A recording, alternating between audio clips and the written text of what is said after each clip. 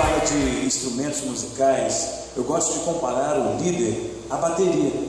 A bateria é um instrumento excepcional, às vezes é até um pouco assustadora, né? Assim, para quem vai começar a aprender, fica meio receoso, fica meio se sentindo desafiado pela quantidade de elementos que há nesse instrumento maravilhoso. Por exemplo, nessa aqui que não é tão completa, ela já tem 1, 2, 3, 4, 5, 6, 7, 8, 9 possibilidades de som.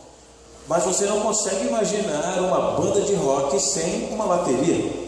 A bateria, ela é de extrema importância, mas sozinha ela não faz sentido numa banda. Veja, por exemplo,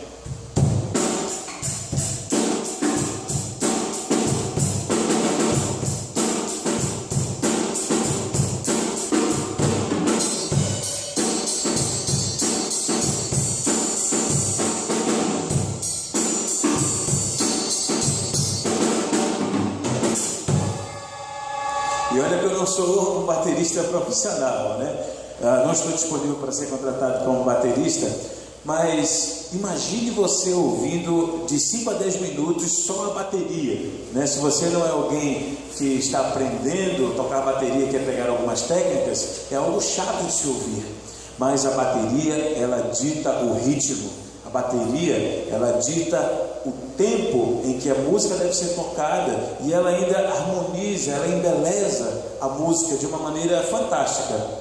No entanto, ela precisa dos outros instrumentos numa banda musical. Precisa da guitarra, do contrabaixo, do violão, de teclado, de acompanhamentos como percussão e outros instrumentos que vão juntamente com a bateria formatando aquela música maravilhosa que nós gostamos de ouvir. O líder, ele precisa entender que, apesar de ele influenciar o ritmo em que as coisas vão acontecer na organização, ele sozinho não pode fazer as coisas acontecerem. Um líder precisa de uma equipe para que possa harmonizar as situações dentro da organização.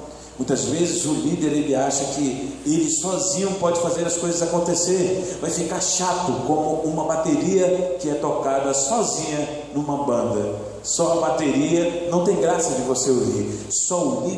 Somente o líder querendo fazer as coisas acontecerem, não faz sentido.